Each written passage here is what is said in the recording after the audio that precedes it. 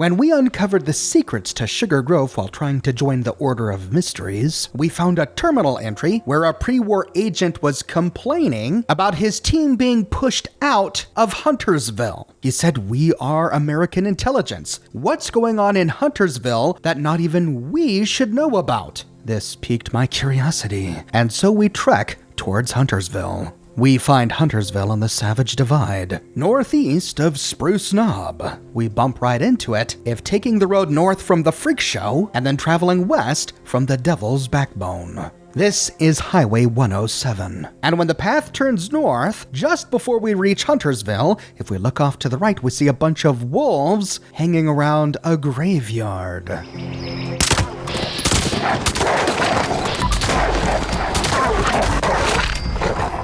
With the wolves dead, we can explore this graveyard, and we quickly realize that this is not a pre-war graveyard. We find power armor everywhere, and the T-51B helmets have been painted in post-war Brotherhood insignia.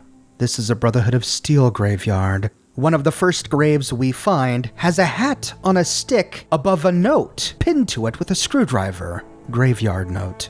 Squire de Silva, ad Victoriam. This name doesn't mean much to us right now, and that's because we get sent to Huntersville by Rose during the Raider portion of the primary quest, but the Brotherhood portion of the main quest doesn't appear until much later, and that's when we find all of De Silva's holotapes and messages. De Silva plays an important role in the Brotherhood's acquisition of Fort Defiance, so important that upon her death, Roger Maxon himself delivers her eulogy. Near to this, we find another note pinned to another stick. Paladin Swafford, ad Victoriam.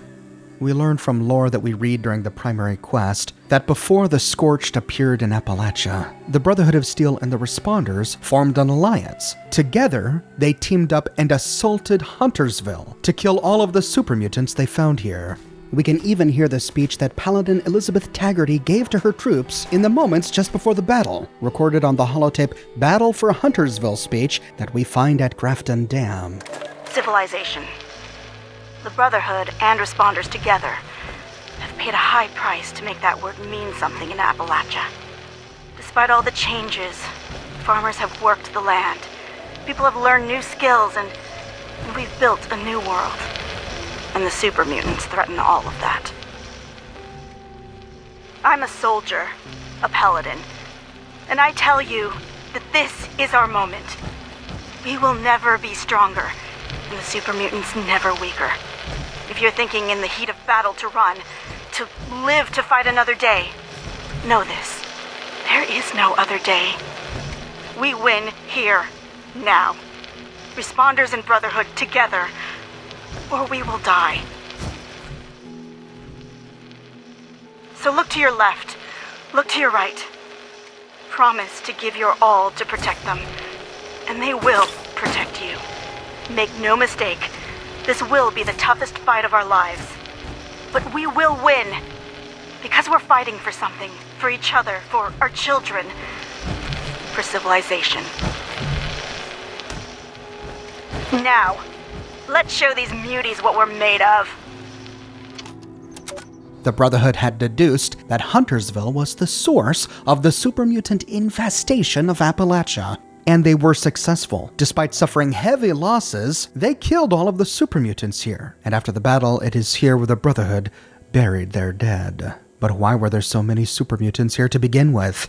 Continuing north up the road, we find the welcome sign to Huntersville, and here we see a pre-war military skeleton draped over the sign. What was the military doing in Huntersville? As we continue, we pass by a military jeep, a military barricade, lots of shipping containers, and even a tent. We can loot an ammo canister and an explosives crate inside the tent, and just outside we see a tank. Wow, the pre-war American military really came here in force. I wonder why.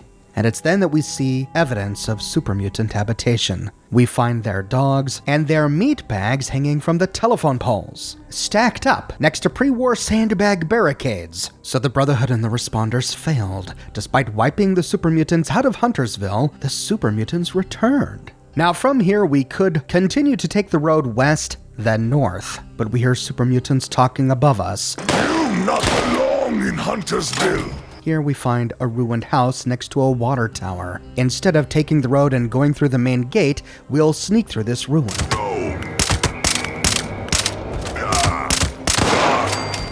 This first house has a staircase that leads up to the road, but we'll find another way for now. In the back, we find a garden, and in the garden shed, 6 broken garden gnomes, all lined up as if they're observing something. What exactly are they observing? And then turning around, we see it. A 7th garden gnome, and he's burying a Jangles the moon monkey in a garden. Oh, these murderous garden gnomes. Well, we can leave this grisly scene and go into the ruined house. There's nothing on the first floor. Taking the stairs up to the second, we find a first aid kit by a ruined bed, and we see a bit of a texture glitch on this wall. We can see right through it, but it allows us to more easily see a 0 skill locked wall-mounted safe. From here, instead of taking the staircase up to Main Street, we can leap across this gap to a nearby platform where we find a fusion generator. This is directly beneath the Huntersville water tower. There's nothing in the shack nearby, but beneath the water tower, we find a bit of a lookout station complete with binoculars and a ham radio.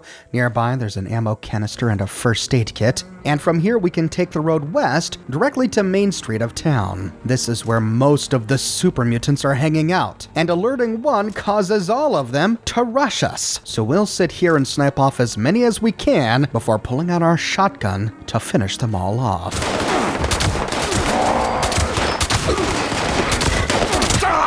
I was under heavy fire from super mutants and forgot that Rose had sent me here to track down one of the raiders from the Trappers faction. From him, I needed to find a key fragment for the primary quest. We find his corpse in the middle of Main Street, and as we approach, we find a skill check. Perception +2. Your keen eyes notice something odd about the nearby corpse. Its belly is strangely distended, as if someone has tampered with it. You should investigate it more closely before proceeding. The distended belly leads me to believe that the body was booby-trapped with mines or explosives. We'll loot his body in a moment. After the mutants are dead, we can pause for a moment to take a look at our surroundings. At the very bottom is the garden, with the homicidal garden gnomes murdering the Jangles the moon monkey. The gate below leads to the water tower we explored. Nearby and to the right is a playground, and we see a terminal in this playground. We'll have to explore this. Up the road is the intersection of Main Street, where we found the skill check and the corpse. We find a number of wrecked houses, wrecked house number 1, wrecked house number 2, and wrecked house number 3. Then there's the wrecked hardware store. And that's it for this portion of the town. You can't see it from here, but there is another gate leading to another portion of the town, a more residential portion. We'll explore that in a bit. Now that we have our bearings, we'll start by going to the playground where we found that terminal. This is the TAC Ops terminal, and it's locked with a 0 skill lock. After hacking it, we read U.S. government property. Tactical reports, Duty Officer Sergeant Jake Bianchi, 12th Mountain Division. These terminal entries are from November 2076. Looks like Bianchi was here for about a week, starting on November 2nd. We were deployed today into Appalachia to quarantine the town of Huntersville. TAC Ops reports that there should be minimal resistance, small arms at best. We have strict orders to follow full containment procedure due to some type of viral outbreak. Apparently, if anyone gets out of Huntersville, we could be looking at a potential pandemic. We've been issued hazmat suits to wear over our BDUs. Hopefully, this will be a simple op while the Whitecoats handle the heavy lifting. So that's why the military was here in force. There was some sort of viral outbreak here in Huntersville before the war. In the next one, 2 days later, pulled into Huntersville today, we were immediately placed under the command of west-tek, a civi biotech company that's set up shop nearby. Not sure why command trusts these clowns, but orders are orders. Wherever they point, we shoot. Spent the day setting up roadblocks at the main artery that cuts through the town. Weird thing is, I haven't seen a soul in the streets. According to Private Gabesman, west-tek security already quarantined everyone to their homes. We're supposed to keep it that way. Wait a minute, the military allowed a civilian company, west-tek, to command the military forces here in town? What exactly was going on here that a civilian company, west-tek, could know about, but the government's own intelligence agency at Sugar Grove couldn't know about? The next day, last night was rough. We were ordered to move into a civi's house and extract a single male target. I didn't get a good look at him, but Gabesman told me he looked deformed, like something was wrong with his skin. I did hear his voice, though. It was a low growl, more animal than human. When we tried to extract, some woman screamed and jumped at us with a kitchen knife. Sanderson freaked and dropped her with a single shot. Maybe we did her a favor. Uh-oh. Deformed skin? A growling voice? 2 days later, November 7th. We're getting reports of the townspeople losing their minds around here as the virus changes their appearance. They're bursting through barricades, attacking our men. It's like they aren't human anymore. It's hard to believe these things were once people. I don't know what west-tek was doing out here, but I'm beginning to think that these people were their guinea pigs. Why the hell are we here doing their dirty work?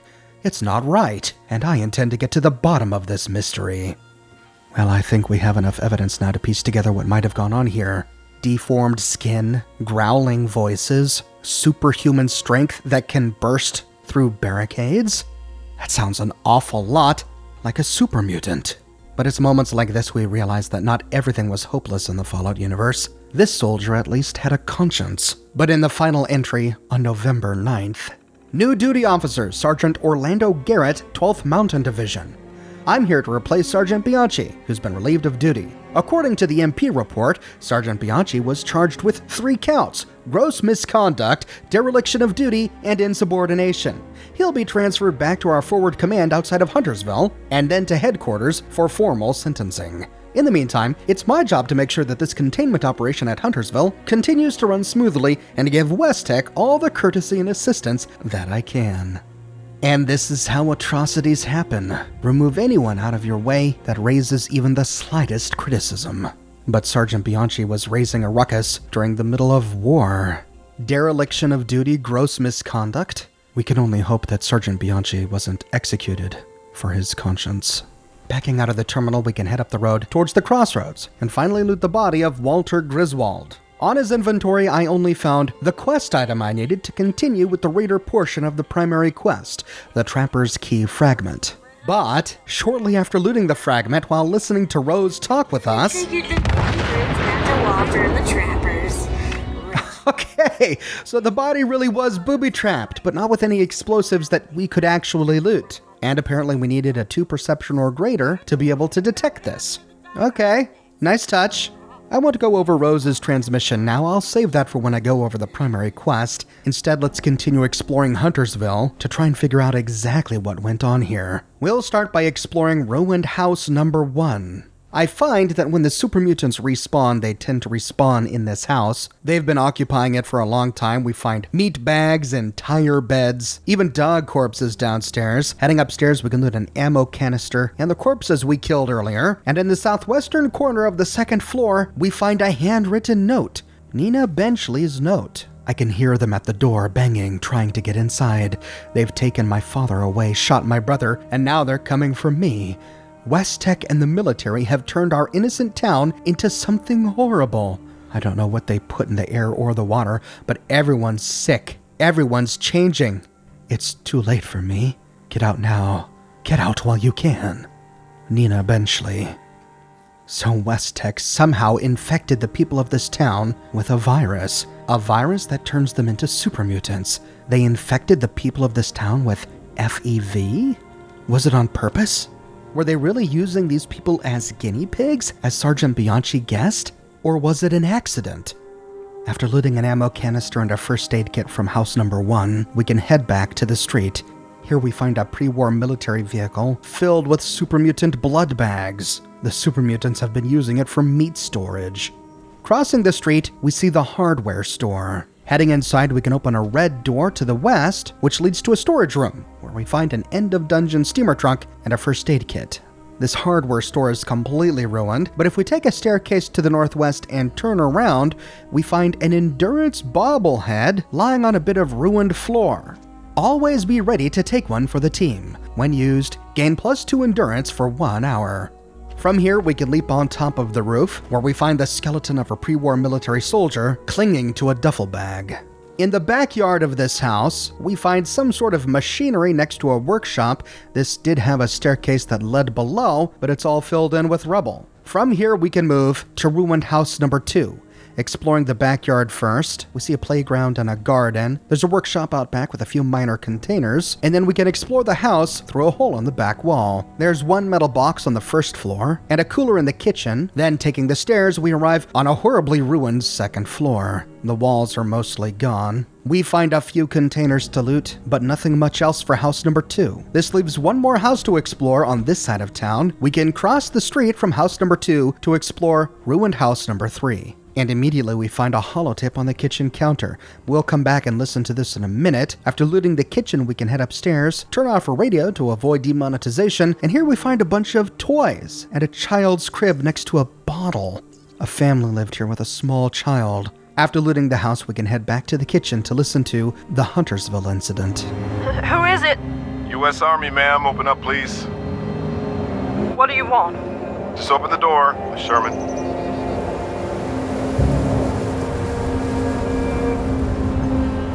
Yes. On behalf of the U.S. Army and west-tek, you're hereby ordered to hand custody of your child, Dalton Sherman, over to us immediately. What? Over my dead body.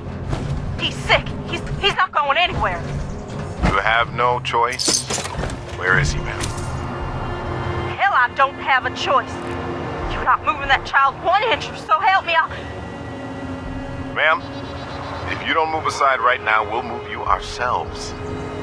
Do you understand? There appears to be a glitch with this holotape. We're supposed to hear sound effects of fighting, but the sound effects don't work. Put down the knife, Miss Sherman. I won't ask again.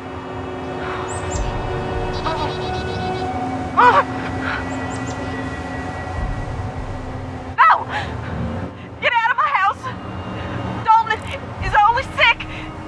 He'll get better! You people can't take him like you took the others! You can't! No! I won't let you!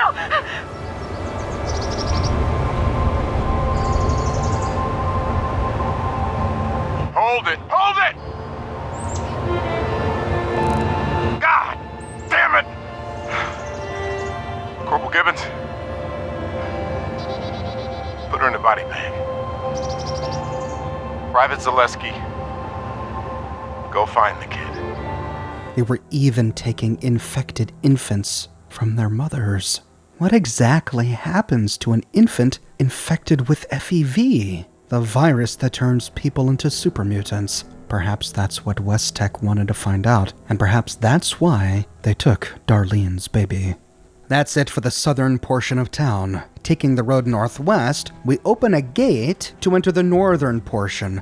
With the gate at the bottom, from here we find ruined house number 4 with a big red star, a ruined trailer, a ruined workshop, a tent, and ruined house number 5, complete with a little shack. At the very end of the road, we find a military choke point. We'll start by passing through the gate and heading over to ruined house number 4, the one with the big red star. Sitting on a bench lying on the porch, we find the skeleton of a woman in a yellow dress. Perhaps she lived here before the bombs. Heading inside, we find a toolbox, and on a desk nearby is Gail Myers' terminal. Huntersville Terminal Rentals. Okay, so she didn't own this terminal. She rented it from a shop here in Huntersville, I guess. Her journal entries span 2 years, and the first, June 4th, 2075. Things are looking up around Huntersville. We're about 3 months into our rural development grant from the government, and we already have a brand new water recycling system and sewer lines. The days of dealing with dirty well water have finally come to an end. Thomas McDevitt over at the farms even said they're tying the new water lines into his irrigation system. I'm not sure how we ever won that grant, but finally this little town has been given the boost that it needs to get back on its feet. So that's how they did it. They awarded this town with a grant, came through and built a bunch of water infrastructure that they controlled. In the next one, August 28th, 2075, west-tek just finished construction on their laboratory building outside of town. I never thought I'd live to see the day that a major corporation would even consider locating one of their facilities here. We're getting lots of traffic to and from the site, and people are spending their money here. I'm even thinking of opening a bakery to sell fresh cookies and bread. Things are looking bright in old Huntersville. A few months later, December 20th, 2075, We're headed into the holidays and everything's been going well. I've broken ground on my bakery, and I hope to have it up and running by the end of spring next year. west-tek has injected some cash into the town, paying some of the local farmers for testing rights at their farms. I'm not sure what west-tek is working on. Every time I try to strike up a conversation with one of their employees, they clam up or just plain ignore me. Pah! City folk. The next year, February 16th, 2076. It's been a tough month. Several people in town have fallen ill. Some kind of a virus or flu bug. Thomas McDevitt said he was going to head over and chat up the west-tek folks to see if one of their doctors can lend us a hand. Not sure what's going on, but it's certainly gotten a lot quieter around here. The west-tek traffic into town has all but stopped. Just my luck, too. I'm a month away from opening the bakery. Well, since the guys I hired to build out the place are sick, I suppose it'll have to wait. Of course, the traffic from west-tek dried up. They knew what was going on here, and the last thing they would ever do is buy coffee or eat a donut made from water they infected with FEV. May 25th, 2076. The sickness that hit us around February is getting worse. Thanks to some doctor from west-tek, we haven't had any deaths yet. Thomas McDevitt was able to convince them to lend a hand, and they sent help. Their doctor says it's nothing to worry about, just a rare strain of the flu virus. Tell me, what kind of flu virus makes your skin start to change color and your hair to fall out? People are starting to get scared. Maybe I'll convince Thomas McDevitt to hop into his truck and head for Charleston or something to get more help. Come to think of it, I haven't seen Thomas McDevitt since he went to west-tek. So Thomas went to west-tek and then disappeared, but west-tek sent a doctor anyway? What happened to Thomas? Did they take him? September 8th, 2076. I don't understand what's going on around here anymore. People are changing. They're turning, well, green, and their bodies are deforming. I don't understand how this could happen from a flu virus. It doesn't make any sense. The doctor from west-tek said the flu virus is highly contagious, and he's confined us to our homes for our own safety. They've even placed guards and gas masks outside to make sure we stay put. What am I supposed to do? I'm scared. November 4th, 2076. Last night I heard a weird animal-like growling from the Benchleys next door. Then I swear I heard Veronica scream, followed by a gunshot. What the hell happened over there? I asked the guard at my door, but he just told me the town was under government quarantine and that I had to stay indoors. I think I'd better load my husband's old double barrel for safety, if I can lift it. I'm feeling pretty weak lately and running a low-grade fever. I hope I haven't caught whatever's going around. And of course, even though she was quarantined in her own home, she still managed to catch FEV because it was in her drinking water. In the final one, 99-51-0. Hurts to type. Fingers ache, but I need to keep going. What's happening to me? Doctor won't come to the house and I can't get out of bed. Someone, please help us.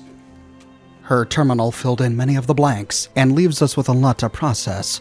While we do, we can head out the back. Here we find that a tree has fallen and crashed into the second floor.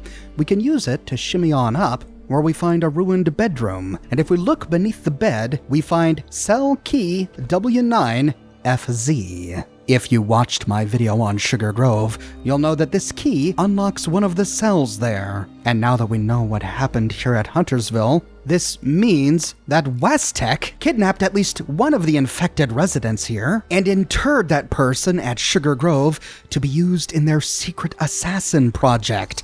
The government was using brainwashed assassins infected with FEV. And since we find the key here, does that mean they kidnapped Gail Myers? If so, then the skeleton in the yellow dress on the deck doesn't belong to her. After looting a skill level 2 locked floor safe, we can move on to explore the rest of this part of the town. The rest of the buildings on this part of town are mostly empty. We find a few containers to loot inside the trailer, a chemistry station to scrap our junk with a small selection of chems, a wooden crate in the back of a picker-up truck just outside the workshop filled with wonderful scrap. The tent has a few ammo boxes and a first aid kit, and when we enter ruined house number 5, we find paint and a message. Home is my heart. The people of Huntersville loved their town, loved their families, and loved their neighbors. How could west-tek have so recklessly ruined this little society? So west-tek somehow infected the water supply of this town with FEV. which in turn infected the town's residents. But from everything we know about FEV, to become infected, you have to absorb the virus through your skin. People have to be dipped in vats of FEV. So how did this happen? Well, perhaps that was part of west-tek's experiment to alter the way people absorb the virus. What were their ultimate goals? I can't imagine they would murder an entire town just for the sake of it. Were they trying to alter FEV to turn it into some kind of inoculation? To keep citizens safe in case China attacked with biological weapons? Or were they trying to turn regular townsfolk into super soldiers? Well, there's only one way to find out. We read that west-tek created a research facility close to Huntersville. We must now track it down to find out exactly why they infected these poor people with FEV. We'll tackle that in my next episode. And if you don't want to miss it, be sure to subscribe and to click that bell notification button. I have a shirt shop with completely unique designs that you can't find anywhere else. My designs come on shirts in a variety of men's, women's, and children's sizes, and in a wide array of colors. You can find them on other items as well, like smartphone cases, pillows, posters, mugs, stickers, prints, etc. So if interested, you can find a link to my shop in the description below, or you can click here. If you like what I do and you want to support me in a more personal way, consider becoming a patron on Patreon or a member here on YouTube. But more than anything, I'm just so glad you're here watching this video with me today. Thank you so much for watching, and I'll see you soon with our exploration of the west-tek Research Facility in Appalachia.